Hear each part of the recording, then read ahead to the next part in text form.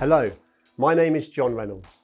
On this episode of Extraordinary Life Stories, I'm talking with Annie Lush. Annie is an Olympian, a world champion sailor, and a 3 times round the world racer. What is your image of sailing? If it's a fuddy-duddy and boring idea of gently wafting along in a light breeze, then Annie's version of sailing is very, very different. Technical advancements and the level of competitiveness is more associated with Formula One racing, let alone the G-forces she endures, even while she tries to get some sleep. Each round the world race is 45,000 nautical miles long. Clearly her experience of endurance and discipline positions her well as an expert on teamwork under pressure, working with leaders to build resilient and high-performing teams. I want to know how that has been affected now she's a mother, and how she prepares for weeks at sea with the inherent dangers posed by an unpredictable and potentially dangerous ocean. This is going to be a fascinating conversation. I'm really looking forward to talking with Annie. Annie, thank you for joining me. Welcome. Tell me, who is Annie Lush? That's a question. Only you can answer it. I suppose professionally really known as being a sailor. Yeah. Started off very young, but as an Olympic sailor and then going into offshore sailing. In a big way. Yeah, quite a bit of offshore miles. Yeah. But also a mum, which is a new challenge a few years ago. And and then I work quite a lot in education as well. Yeah. Particularly working with women and girls in sport and outside of that as well. So I think that's my passion part. Oh, actually, we'll come to that. As a dad of 2 daughters, I want to open that up. But take me back to a young Annie growing up. What did you actually want to be? What did you aspire to do? I think I wanted to be a politician. Really? Yeah. You still can. And then actually when I was 18, I had a gap year. Yeah. But I worked for a Japanese NGO, actually, a sort of peace organisation, a charity working with peace education. And then I decided I wanted to work for an NGO. Okay. But at university, I ended up doing a bit too much sport, actually rowing a lot. And I did the boat race in 2001 on the River Thames. Yeah. And we won it by, I think it's still the smallest ever recorded margin. Amazing. And being in that 8 and part of that team, I was desperate to go to the Olympics after that. And so the sort of NGO project's been on hold, but I'm going to come back to it. Interesting. So you really did have a choice of the kind of academic route or sport, and you had to make a choice because one potentially is really quite financially lucrative. The other one, clearly, because we're going to cover it now, but there's not a lot of money in the sport unless you're at the very top, and even then it's a battle. So did that go through your mind, or were you just so relentlessly driven and enjoying the passion, if you like, from the sport you were doing? Yeah, I don't think I thought about the financial side, and I don't know if I did for a very long time until now. I have a family. I realised that perhaps having a pension would have been a useful thing, things like that.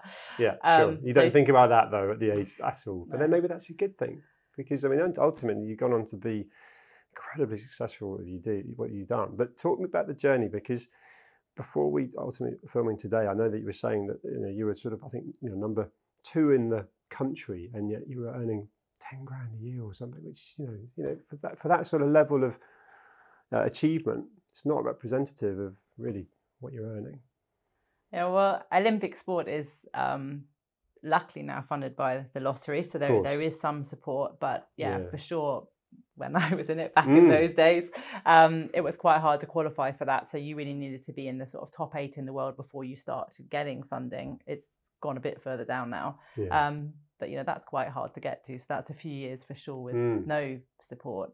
And then, at the top level, I don't know what it is now, but it's probably still not very much. The salary you draw is quite low, and often any extra money you had, you'd agree often with your teammates to put some of your salary towards the costs as well, because our sport is quite expensive. And you're mostly worried about your campaign costs and buying in a better coach or buying a new sail, whatever you can. So to be competitive, to be successful. You remortgage your house, you do whatever you need to do to get there. Yeah. And in context of the journey you went through from Olympian to round the world race, which I think is 45,000 nautical miles each one. So so you must have covered a phenomenal amount of miles. Talk to me about the sort of decision making you made in terms of where you wanted to sail. You got the passion for it, but in terms of how you actually decided where to go and what to do. Talk to me about that. I think, in honesty, my goal has actually always been the America's Cup, which is something I've not competed in. Yeah. But unfortunately, there haven't been any women in the America's Cup since I set that goal. But in the Olympic team, I sailed in the biggest boat there was. We were 3 women in a boat, and that was the biggest team there could be. And I love working in a team. I think I find that really interesting and challenging, but that's probably one of the parts I love the most about the sailing I do. And so there's a race formerly known as the Whitbread, and then the Volvo Ocean Race, now the Ocean Race, which is a fully crewed around the world race. And I was actually competing in an event, training for the Olympics, when I saw them coming into one of the stopovers in Brazil. And the camaraderie, not only within the teams, but between the teams. And I don't know, it just looked like the most incredible team sport event I'd ever seen. And I thought, okay, I want a piece of that. Yeah. Yeah. So interesting that you've said that no woman has competed in the America's Cup. Why? Yeah, well, that in history, but not in the recent Cup. Yeah.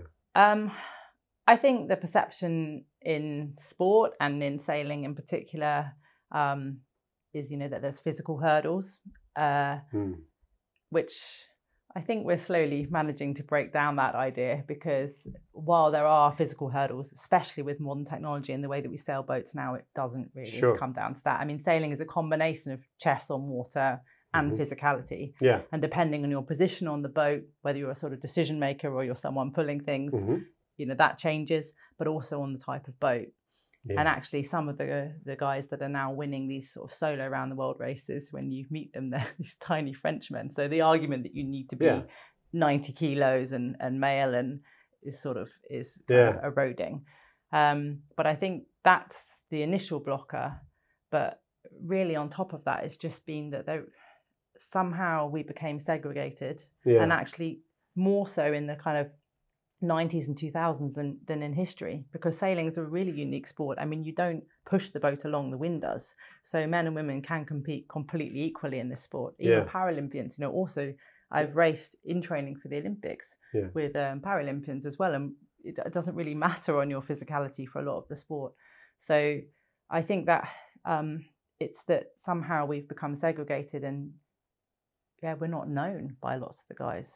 And I think this is one of the biggest things. You pull in the people that you trust, that you believe in. Yeah. And women have kind of not been inside that network. And then, of course, they don't get the skills, they don't get the opportunities. This is experience, Then they don't know how to sail these fast boats. Is that changing? Is there a kind of movement that you feel, or is that still stuck in its ways?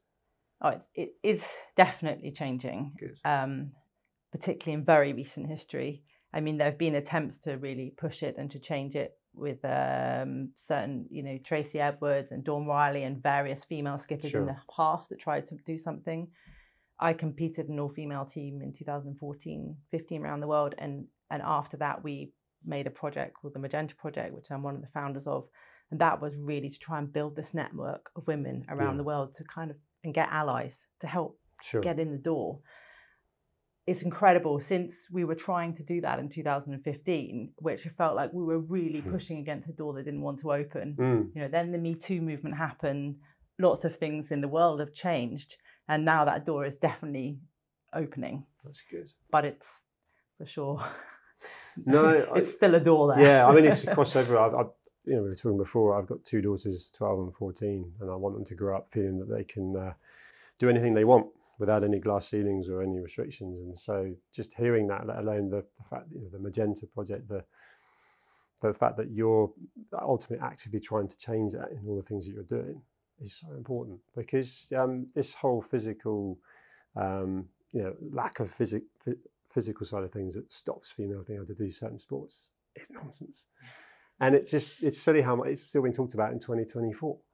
And also the idea that all women or all men are the same. I mean, often I'm racing against, I'm quite a big female, I suppose, and and weight wise, and often I'm racing against men quite a lot smaller than me, and perhaps so it's also this sort of idea that you can categorize people by gender or any other category you want to put on it, which doesn't necessarily apply. Yeah, I get that.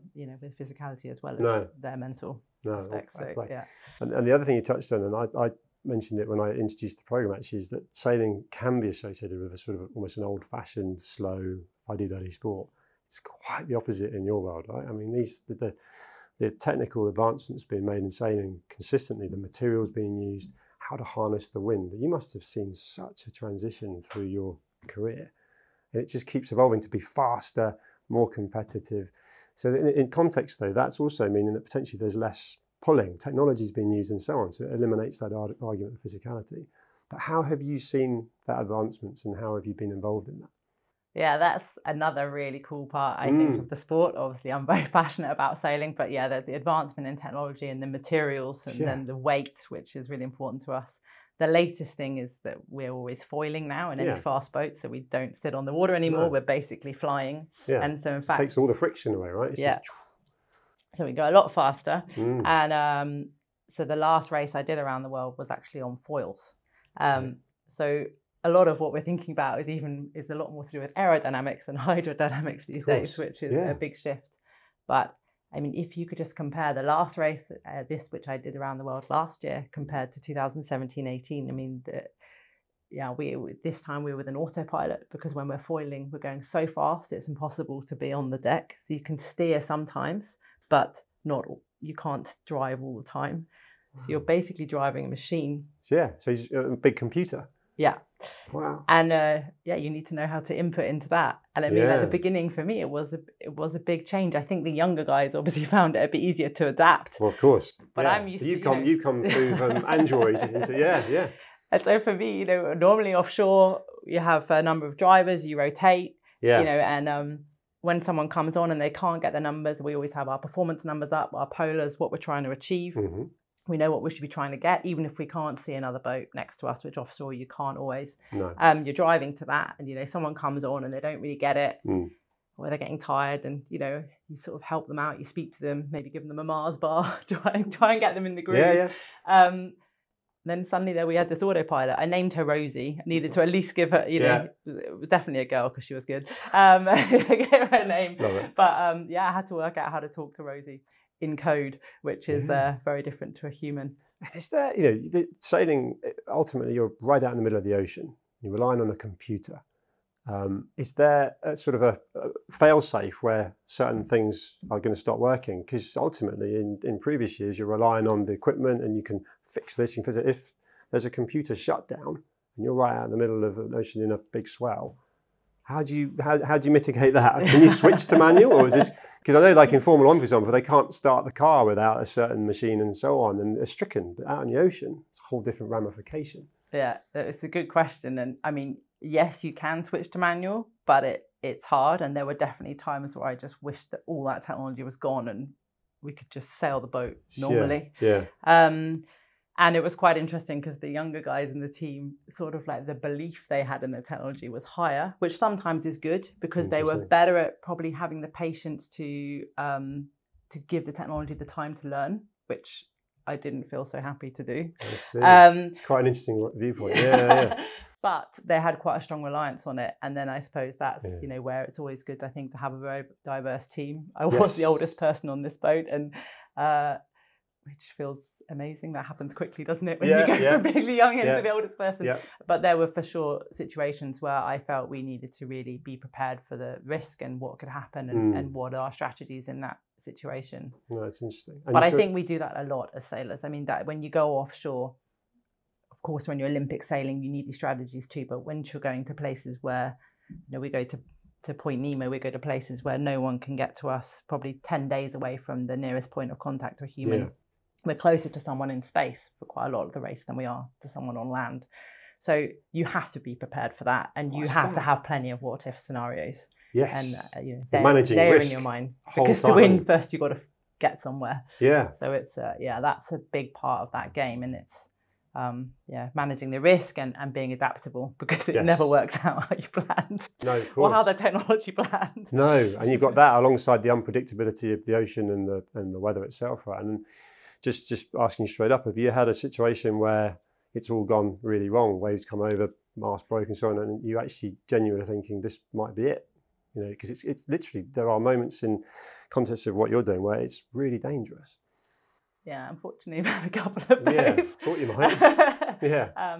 Just this last race, we had two instances. One in the going into the Southern Ocean, where our boat actually started to delaminate, which is basically it's breaking. The boat's made out of carbon, and it's made out of a sort of a shell structure. So there's a actually very thin piece of carbon, about 2 mil, and then some foam, and then another piece of 2 mil carbon. Right. And when they're sandwiched together, they're super strong. Yes. But if one of those starts to come unstuck, sure, basically, you know, you're living in the Southern Ocean on a piece of 2 mil carbon, which is cracking. It's terrifying. Yeah. And so that started to happen, and we were very fortunate with the weather window to be able to nurse the boat back to Cape Town. I mean, not fortunate that we had to stop that leg, but to get home.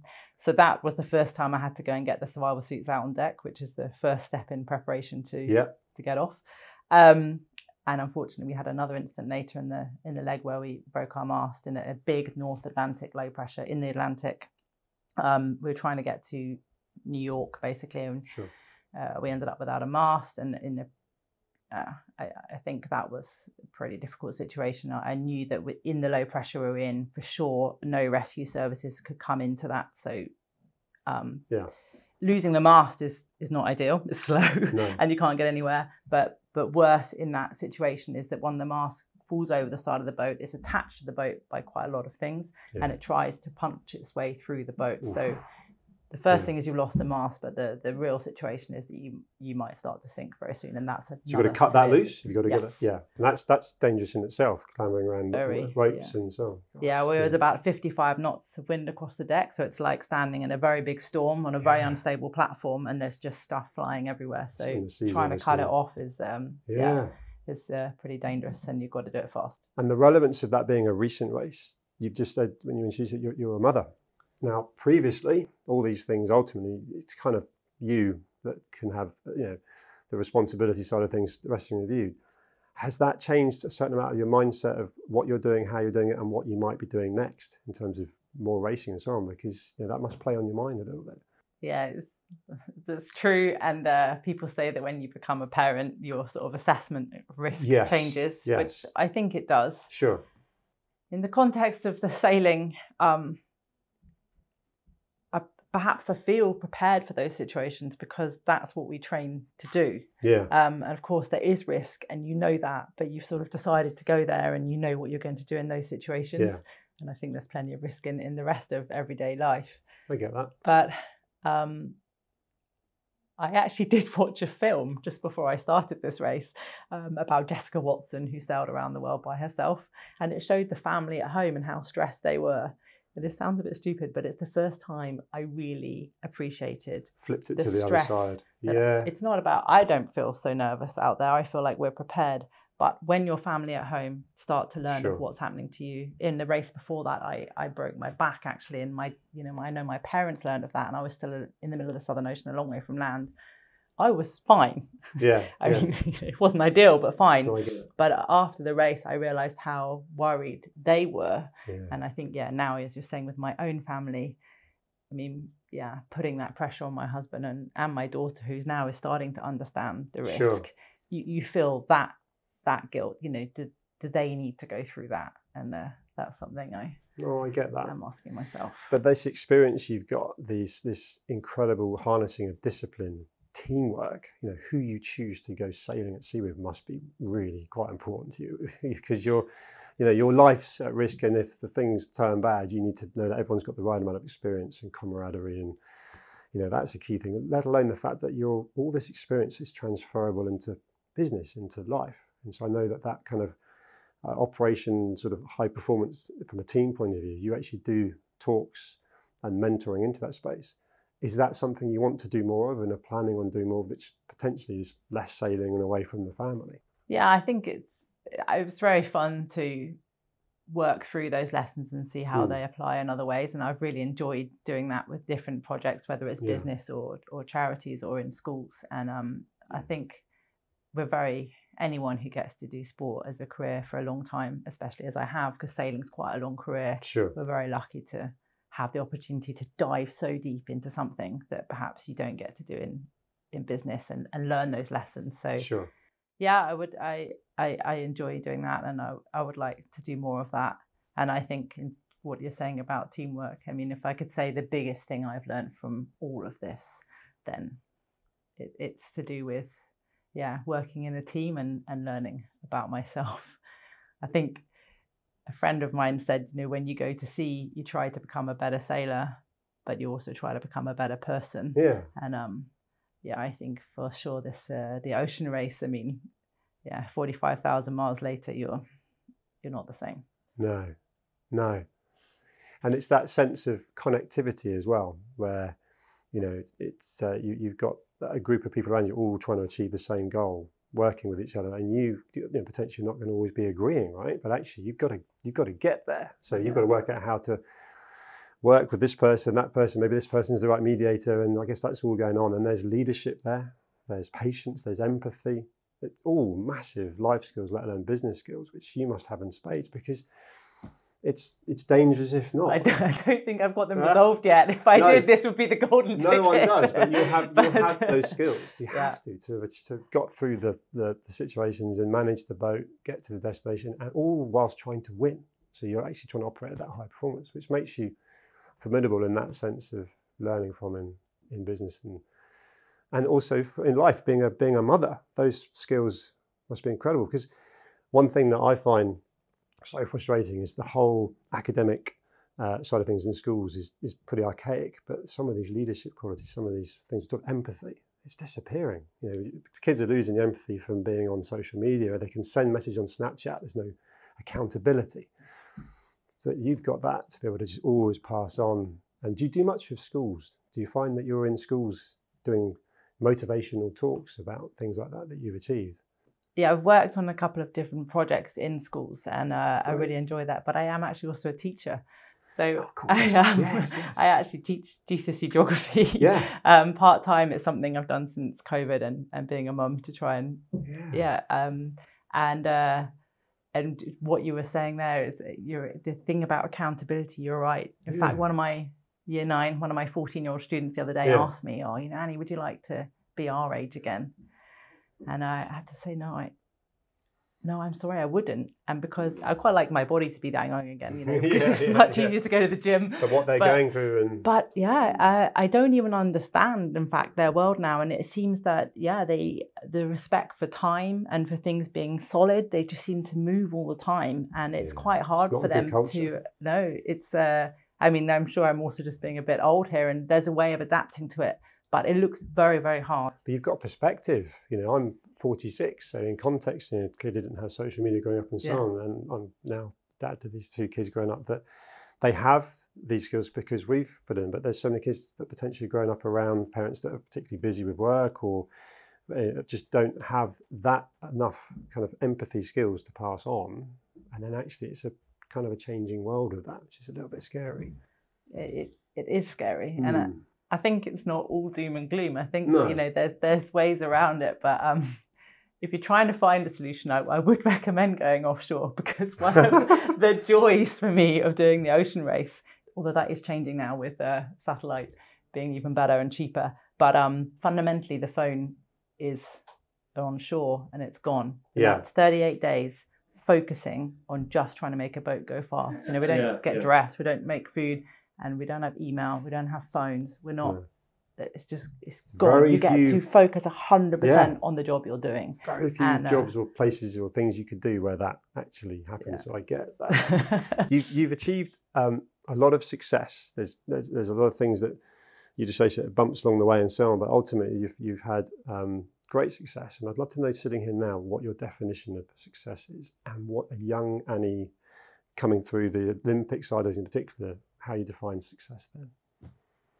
I think I'd have to disagree with you on that success. There's been some. There's been a lot of failing as well. mostly failing, which is the nature of committing to compete in anything, yes, I think. But failures get you to success, right? So, I mean, ultimately, you learn from them, you build your resilience. You know, it's been talked about a lot more, it's cliche, but in context of yours, you could have stopped or given up at any time. You know, you already said in more recent times you broke your back. Yeah. And yet you're already probably still considering where the next race is and so on, you know. So it's just, but no, I think you get where I'm going with it. It's like, because I know you're particularly humble, but just, yeah, that different definition of success fascinates me from your point of view.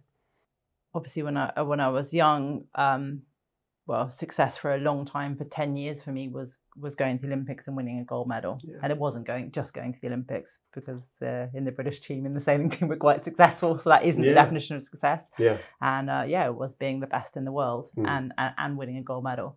And I was pretty narrow-minded, focused on that. Mm-hmm. Yeah, at all costs. Yeah. Now in my 40s, realizing perhaps I didn't, amass the wealth or pension or anything that my friends did that I was at university with. I missed many weddings and many important events and relationships. And I mean, everything was second to that. Everything was second to that. I learned along the way a bit that you need to learn to enjoy the journey. I remember someone saying this to me at my first Olympic trial, saying, don't focus on this so much, someone older. The first lady I raced with, called Kathy Foster, and saying, appreciate that we're here. We're at the World Championships, and how cool is that? And at the time thinking, what? Don't focus on that. We're here. We're going to win this thing. We're going to qualify for the Olympics. But that started to ring true. And by the time I did compete in the Olympics in 2012, we did take a moment when we sailed out there to sail around the bay. It's a home games. We're from Dorset, my whole team, in fact. Of course. And just to, yes. But then I think I was still pretty obsessed with winning. Yeah. I did start to use, there's an expression not created by me, but a famous line, which is, I couldn't wait for success, so I went ahead without it. I think that's the first sort of step to realising that. I realised that when I was younger, it was like, okay, do your GCSEs, get the results, do your A-levels, get to top university, get the top degree. And it was almost like you had to keep crossing and achieving that step to get to the next step. And the realization that in life, it doesn't necessarily work like that. No. I couldn't wait for a gold medal to then be able to take the next step, to then, have a family. Or it was sort of, for me, everything needed to hold until I was allowed to step to the next level. Like I had to succeed this big thing. Yeah. So it's a slow realization that isn't how it works. There's plenty of ways of getting there. No. And then I think, in the after sailing around the world a couple of times, after breaking my back, actually, in that team, not to do with breaking my back, but I think I was one of the first women to sail in that team, and it was quite hard, and it was a big cost to keep trying to forge the way, actually. Yeah. And then I had a baby, and I tried to hide the fact really that I was having a baby. I was nervous I wouldn't get any work, and that's interesting. And I think it took me a couple of years. In fact, I regret the first year of having, not of having her, but that first year, because I took so many flights. I kept working just to show I was still there. Almost overcompensating. Yeah, that I wasn't hindered by having a child, because that's perception in sport. And then I had a big reassessment, and realised now that I can only be in teams that want everything that I am, and and with the family, and I mean, I think this is something you get with age. I was going to say, it comes with maturity. You're not going to think like that as a younger Annie. And actually, sort of a question I wanted to ask you is, as an aspiring young sailor, female particularly, coming through now, looking at you as someone that they have heard of and seen the success you've had and experience you've got, what advice would you give to them? I think the first one, which isn't a popular thing, but is that you can't have it all. You can't have it all at the same time. And I think perhaps I felt the pressure to be able to do that. I mean, I think we all do that though, in context. And again, some of this comes with maturity, which is the whole point of reflecting. And then part of what you try and do as a teacher, as an experienced sailor, is but it's not always easy to absorb that as a youngster, because you could be so driven on the goal or the achievement you're trying to make. So how that's explained and how that's allowed to then manifest is crucial. And in that sense, sometimes you have to drop some balls to focus on something. Yeah. I don't think I regret sort of how single-minded I was about the Olympics. I mean, someone once said to me, you can't want to go to the Olympics, you have to need to go or you'll never get there. Yeah. And I mean, I think there is a truth in that when you're aiming for that sort of height in sport. But yeah, on the other hand, don't let everything else go. You know, you have to keep something for yourself. You become like a nomad because you're traveling around the world. Yeah. You still need to keep some sense of home, family, friends. And and I think, some sort of grounding, because perhaps, I don't know if things have changed, but I think, you know, the opportunity now, especially in Olympic sport, is to, because of funding almost, it's helped. You can focus solely on that, but there's a real danger. There's a lot of younger kids now I see stopping school at 16 or not going to university because they're so focused on going to the Olympics. And it's quite hard to explain to them, well, it's a small chance you're going to get there. Yeah. Not that you shouldn't put everything into doing it, but does it matter if you spend another 2 years and finish your studies or not? And, you know, not that studying is everything, but whatever it is. And now I feel like there's somehow, you know, we're so focused on putting everything into something that it's a bit of a risk. Yeah, and also it's the whole, like, actually, do you have a fallback? And a lot of people say, you know, the only reason why it succeeded is because I didn't have a plan B. But there's an element of the maturity of, like, what happens if you don't get there because it's such a small percentage? Will that crush you? Or will you embrace the fact that actually you're probably, you know, by being athletically fit and learning the mindset, actually you're setting yourself up to be able to do other things, but you might not achieve that goal. That probably doesn't rub with some people. It's like, are you telling me I'm not going to achieve my goal? Because I am. And then you've got to let them go with it. So it's such a tricky one. But when you lose, the problem is when you lose, because you will lose, you'll fail many, many times trying to win. Yeah. So in that moment when you lose, if it's everything, if it's absolutely everything, that loss, you take it so hard. Yeah, sure. It can be, you know, it's quite hard to go forward from it sometimes. And, you know, you have to get really good at losing. Yeah. You have to get really good at failing and being able to then take the lessons and go forward. And I think if somehow that race meant too much to you, it's hard to do that. I don't know. Yeah. No, I love the way you explain that. I think that's really valuable. And I know you've left your family flying from Mallorca to come specifically to film with me today. So thank you, because it means a lot. I've been really looking forward to speaking to you, but that's all we've got time for. So Annie, thank you so much for joining me. Thanks very much, John. It's been a pleasure.